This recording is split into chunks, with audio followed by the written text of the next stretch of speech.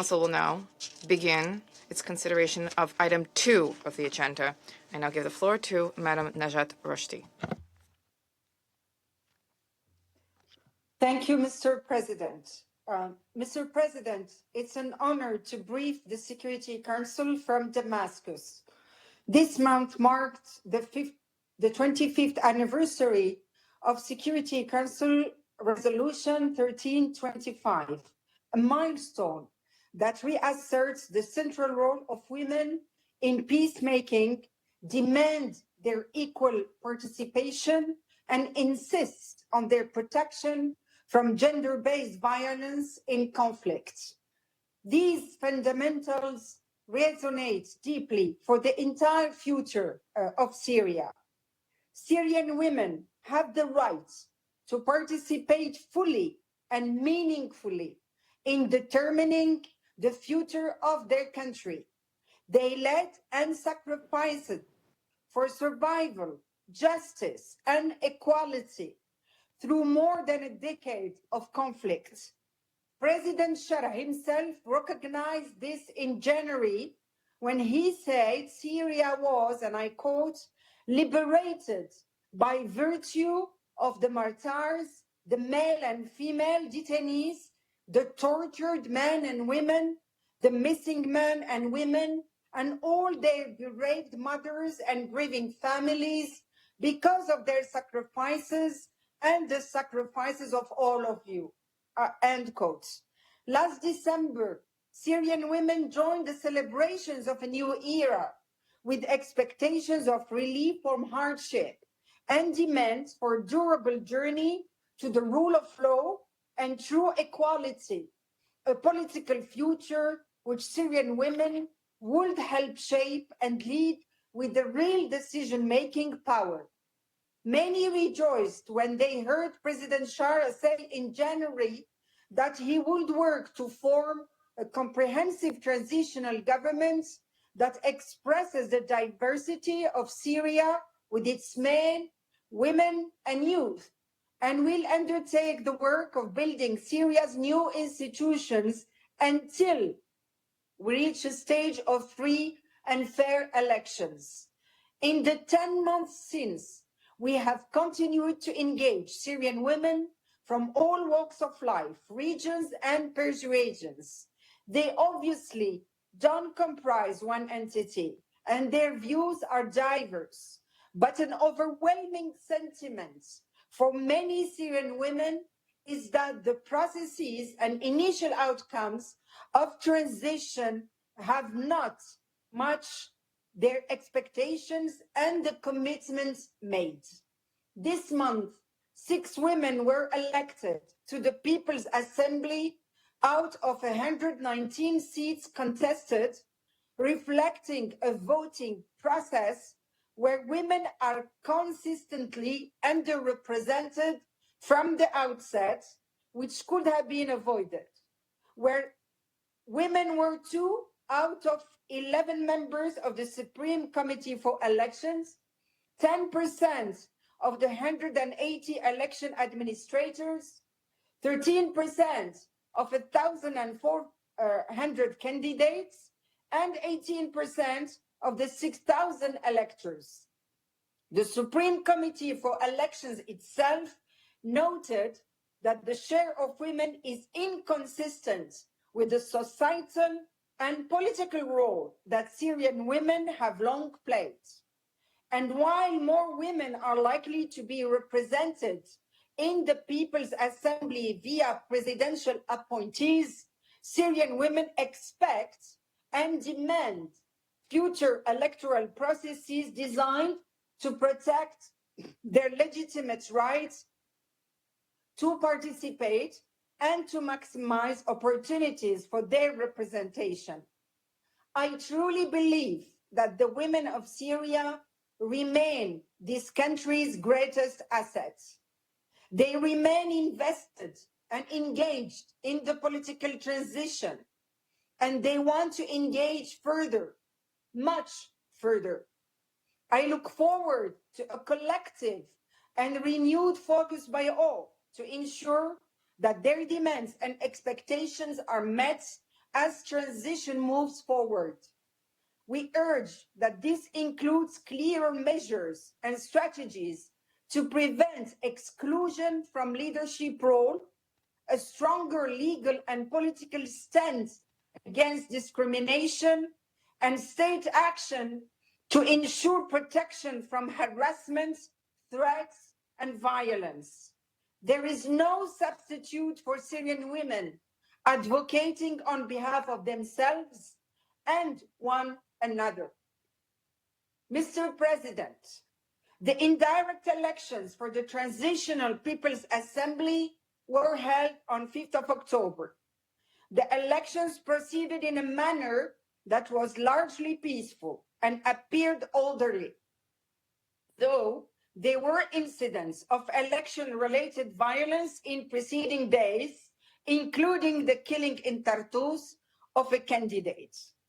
And the establishment of a transitional legislature will be important for addressing urgent legal and institutional priorities during the transitional period, including the framework for political and civic participation. While there was no request for electoral assistance and the United Nations was not involved in the electoral process, over many months, we counseled the importance of transparency and an inclusive electoral process that could ensure the representation of all communities, recalling the messages from the interim authorities to us that this process would be the opportunity to bridge the gaps in earlier transition steps. I have noted already that 6 seats out of the 119 were won by women and the underrepresentation of women throughout the process. Moreover, with 1 Christian, 3 Ismailis, 3 Alawites, 4 Kurds, and no Druze among the 119 elected so far, the Supreme Electoral Commission has publicly acknowledged the need to improve representation of communities. Some of our Syrian interlocutors have also criticized this and other aspects of what they see as underrepresentation.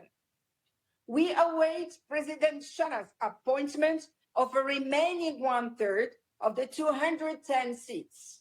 We also understand that voting for a further 3 seats will take place in districts in Hasaka and Raqqa governorates this week.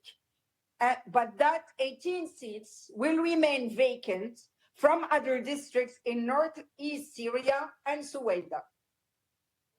In meeting with Syrian interlocutors, there was broad acceptance that temporary electoral arrangements were needed, while operational challenges with civil registration and documentation preclude direct elections from taking place. However, we heard fairly sustained criticism from some Syrians of a rushed process with opaque decision-making, last-minute changes to legal procedures, and low public engagement. Elections are core to this transition and require significant advanced planning and engagement with all sectors of society. It is therefore important that the Syrian authorities and civil society start soon to build on the lesson learned to define an inclusive pathway for holding future elections. The United Nations stand ready to support that work. Mr. President, the economic aspects of the political transition are as crucial as the political. Indeed, for millions, they are the first concern. The staggering consequences of 14 years of conflict and over half a century of dictatorship impose heavy consequences and constraints. For this transition to succeed, monumental levels of tangible support will be needed from the international community. And let me be very clear, sanctions must be lifted at a larger and quicker scale to give this transition a chance to succeed. Export controls relief is needed too, including with governments reassuring banks and companies that business with Syria is legal and worth the risk. We welcome the US government's appeal for the repeal of the Caesar Act, and we are following closely developments in the US legislative process in this regard, potentially paving the way for renewed foreign investment and reconstruction. Equally critical to achieve these goals is an enabling environment for investments, including progress on domestic reforms and transitional steps that bolster investor and donor confidence from the interim authorities.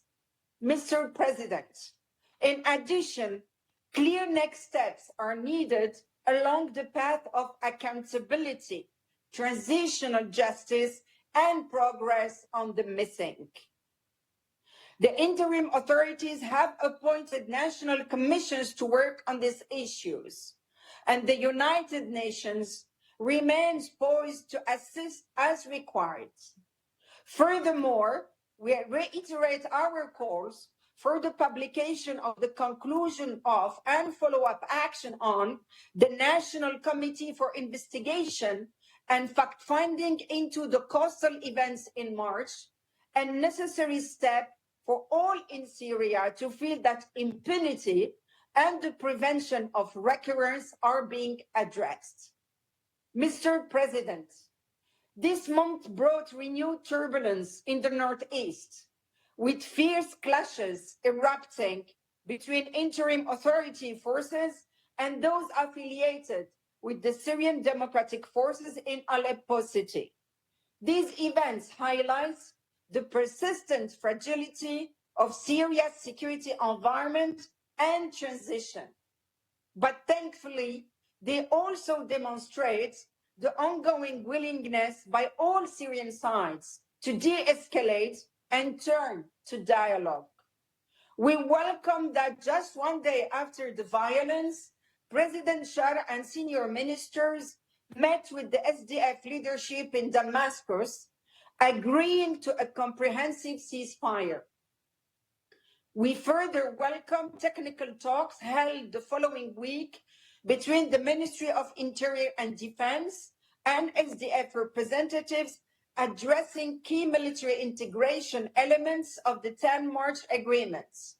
We hope all parties advance in a spirit of compromise, both militarily and politically, to fully implement the 10 March agreements. Mr. President, the situation in Soweto remains fragile, with sporadic clashes on the margin. We continue to welcome the joint efforts of the United States, Jordan, and the Syrian interim authorities to address the crisis in Soweto, including through operationalizing the 16 September roadmap. We encourage all parties to take tangible steps forward, particularly initial confidence building measures. The recent visits of the UN Commission of Inquiry to Soweto is a welcome development. It is essential that any solution upholds Syria's sovereignty, unity, independence, and territorial integrity, and addresses the very real anxieties felt by the Druze regarding their safety and human rights and inclusion in Syria's political future. The concerns of the Bedouin communities also need to be addressed. And we appeal to all external and Syrian parties to avoid statements or actions that could be seen as threatening Syrian sovereignty and civilian protection. It is unacceptable that external interference in Syria continues. ongoing Israeli territorial incursions into southern Syria must stop. We call for the full respect for Syria's sovereignty, independence, and territorial integrity. We call on the parties to fully respect the terms of the 1974 Agreement of Disengagement and to refrain from actions that may jeopardize the ceasefire. Continued dialogue between Syria and Israel is encouraging, and we hope it leads to meaningful results. Strong international and regional engagement is essential. Mr. President, we are in the still early stages of a 5-year transition process. During the high-level week of the General Assembly, the Secretary General met President Shara and took note of the key steps taken on the path of a political transition. He emphasized the importance of advancing this process through inclusive dialogue and broad-based participation. He also emphasized the importance of promoting Syria's sovereignty and territorial integrity. The Secretary General and President al-Shara discussed ways to further strengthen the partnership between the United Nations and Syria. The United Nations stand ready to accompany the Syrian authorities and the Syrian people in writing the next chapters of a Syria that is safe, inclusive, and prosperous for all. Thank you, Mr. President. I thank Madam Rochdi for a briefing.